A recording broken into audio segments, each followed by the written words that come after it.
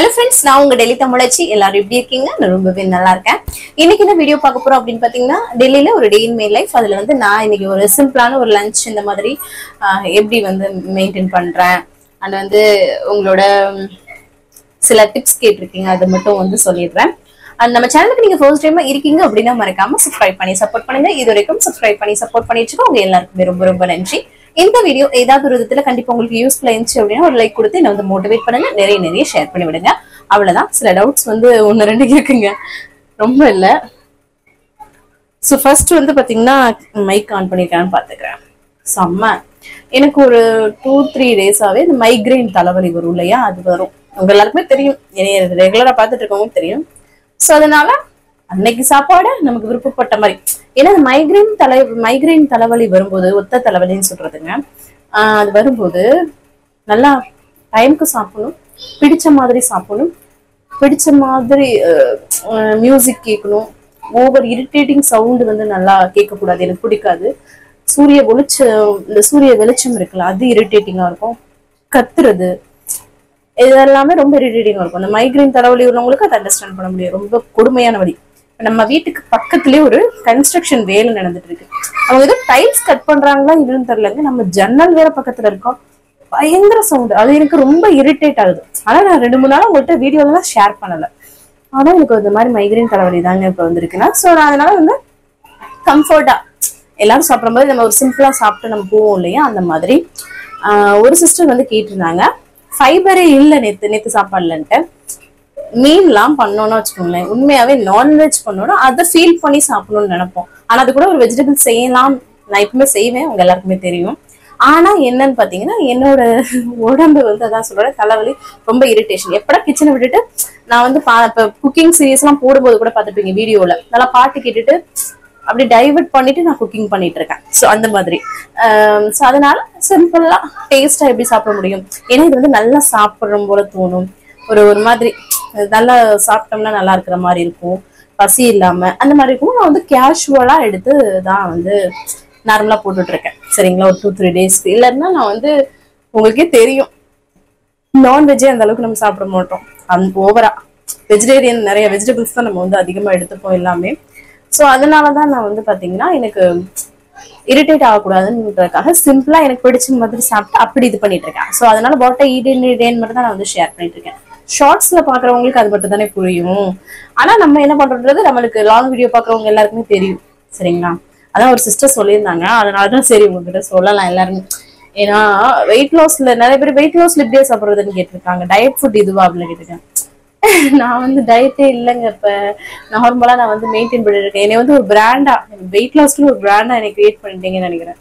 அதனால என்னால கேஷுவலா கூட ஒரு நாள் இருக்க முடியாத அளவுக்கு இருக்கிற மாதிரி இருக்குது.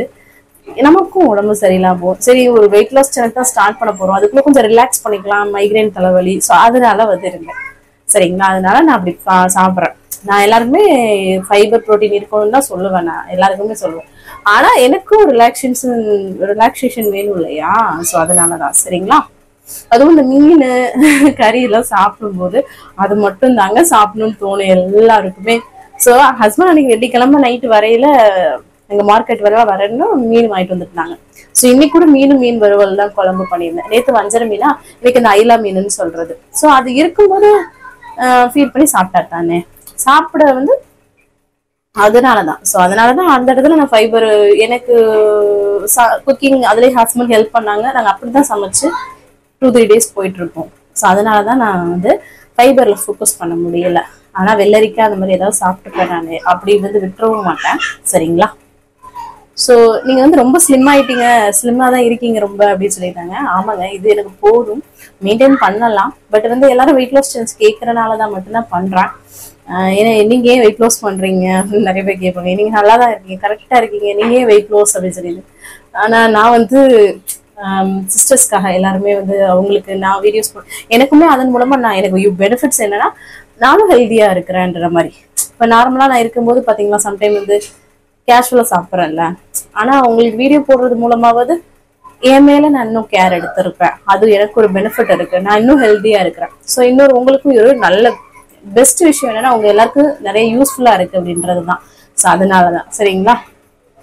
அதுக்கப்புறம் அப்புறம் வெயிட் லாஸ் மட்டுமே பாக்குறாங்க இல்லையா, ஸோ அதனால மினி விளாக்ஸ் எல்லாம் கொஞ்சம் அப்படியே பாட்டு போட்டு அப்புறம் நானுமே பேசி கொஞ்சம் அதுலயே ஃபோக்கஸ் பண்ணிட்டு இருக்கேன். டைமே எனக்கு இல்லை உண்மையாவே சொல்ல போனா. அப்படி டக்கு வேலையை முடிக்க வீடியோ எடிட் பண்ணி போட ஒரு நாளைக்கு 4 ஷார்ட்ஸ் போட்டுட்டு இருக்கேங்க.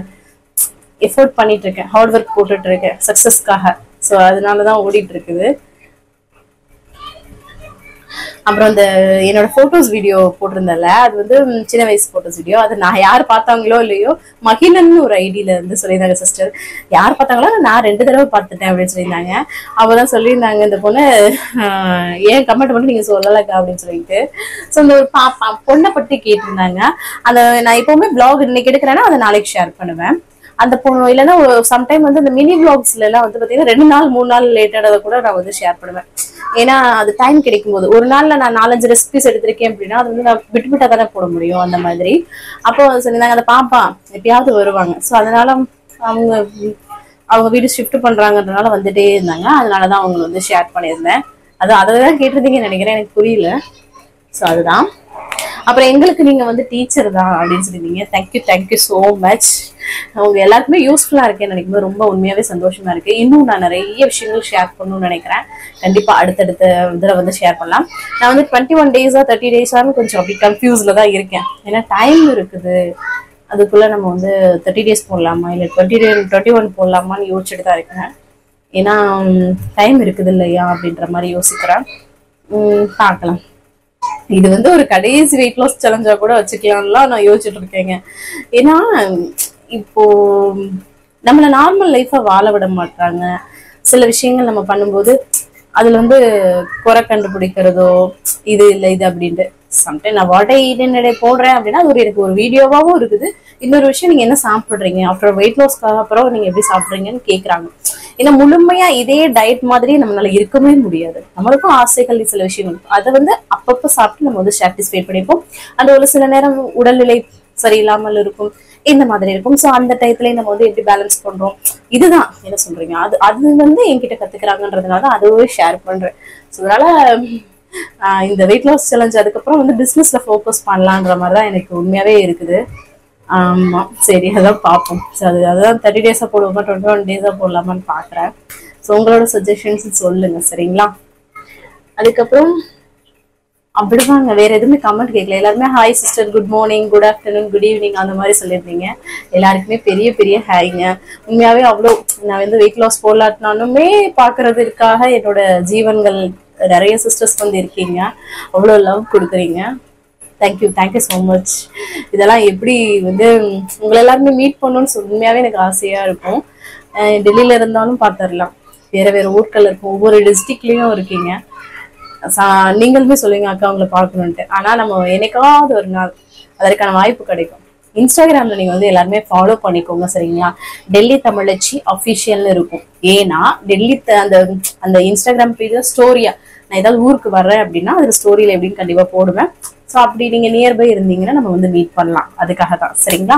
அண்ட் வந்து வேற ஏதாவது டவுட்ஸ் கேட்கணும், ஏதாவது சொல்லணும் அப்படின்னு நினைச்சா இன்ஸ்டாகிராம்ல டெல்லி தமிழச்சி அஃபிஷியல் சரிங்களா, அதுல வந்து மெசேஜ் பண்ணுங்க. அண்ட் யாராவது சிறு தொழில் பண்றவங்க, இந்த மாதிரி ஆன்லைன்ல சேல் பண்றவங்க யாராவது இருந்தாங்க, நம்ம வந்து ப்ரொமோஷன்ஸ் எல்லாமே பண்ணி கொடுத்துட்டு இருக்கோம், ரீசனபிளாகவே பண்ணி கொடுத்துட்டு இருக்கோம்.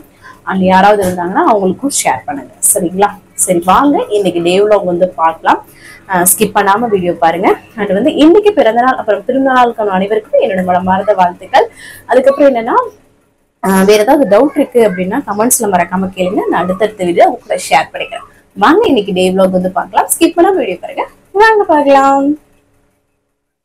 காலையிலே நல்லா வந்து ஃப்ரெஷ்ஷாக டேவை ஸ்டார்ட் பண்ணியாச்சு. இன்றைக்கி ஞாயிற்றுக்கிழமைங்க, ஸோ அதனால தான் கொஞ்சம் லேட்டாக தான் ஸ்டார்ட் ஆச்சு. அதுக்கப்புறமா அவங்களுக்கு 2 பேருக்கும் அம்மாச்சிக்கும் மாமாக்கும் காஃபி வந்து போட்டு கொடுத்துட்டு நான் ஒரு செம்பு நிறைய நல்லா தண்ணி குடிக்கிறேங்க. ஒரு சில நாள் வந்து ஷேர் பண்ணாமல் இருந்திருப்பேன், ஆனால் டெய்லியும் தண்ணி குடிச்சிருவேன் காலைல எம்டி ஸ்டமக்கில். அதுக்கப்புறம் பக்கத்தில் இருக்க கடைக்கு வந்து போயாச்சுங்க. ப்ரெட் வந்து வாங்கிட்டு வர சொன்னாங்க. ஹஸ்பண்ட் வந்து சரி நம்ம வீட்டில் வந்து ஒரு கடைசி சின்ன பிள்ளையா இருந்தோம்னு வச்சுக்கோங்களேன், இந்த பக்கத்தில் இருக்க பொட்டி கடைக்கு போகிறதுக்கு நம்மளை தாங்க வேலை வாங்குவாங்க. சரி ப்ரெட் வாங்கிட்டு வந்துட்டேன். அதுக்கப்புறம் முட்டை இல்லாதது மறந்து போயிட்டேங்க. அதுக்கப்புறம் முட்டை ட்ரை வாங்குறதுக்கும் போனேங்க நான். அப்புறம் ஹஸ்பண்ட் தான் வந்து பிரேக்ஃபாஸ்ட் வந்து பண்ணி கொடுத்தாங்க. நல்லா ஆம்லெட்டு இந்த மாதிரி போட்டு வந்து பிள்ளைங்களுக்கெல்லாம் கொடுத்துட்டு இருந்தாங்க. ஸோ எனக்கு வந்து பார்த்திங்கன்னா இந்த ஃப்ரெண்ட்ஸ் டோஸ்ட்னு சொல்கிறது இருக்கும் இல்லையா, இனிப்பு நாட்டு சக்கரை போட்டு முட்டை அதில் நெய்யெல்லாம் போட்டு போடுறது, இது என்னோடய அம்மா வந்து எனக்கு சின்ன வயசில் செஞ்சு கொடுப்பாங்க. எனக்கு என்னோடய ஃபேவரெட்டுங்க. ஸோ ஹஸ்பண்ட்க்கு தெரியும் எனக்கு ரொம்ப பிடிக்கும்ட்டு, அவங்களாவே இன்றைக்கி வந்து செஞ்சு கொடுத்தாங்க. நான் சொல்லவே கிடையாது. சூப்பராக ரசிச்சு வெளியில் வேடிக்கை பார்த்துக்கிட்டே உட்காந்து சாப்பிட்டுட்டு இருந்தேன். அதுக்கப்புறம் எல்லாருக்குமே பிரேக்ஃபாஸ்ட்லாம் கொடுத்தாங்களா, காஃபியும் ஹஸ்பண்டே போட்டு கொடுத்துட்டாங்க. ஸோ அதனால் அதுக்கப்புறம் குளித்து ஃப்ரெஷ் அப் பண்ணிக்கிட்டாச்சு. ரொம்ப நாள் 4-5 நாள் தலை குளிக்காமல் இருந்த மாதிரி இருந்துச்சு, எண்ணெய் தேய்ச்சிட்டு. ஸோ அதனால் தலை குளித்து ஃப்ரெஷ் அப் பண்ணிக்கிட்டேன். நீங்கள் ரிலாக்ஸாக குளித்தேன். ஹஸ்பண்ட் வந்து பிள்ளைங்களை பார்த்துப்பாங்க இல்லையா, ஸோ அதனால்.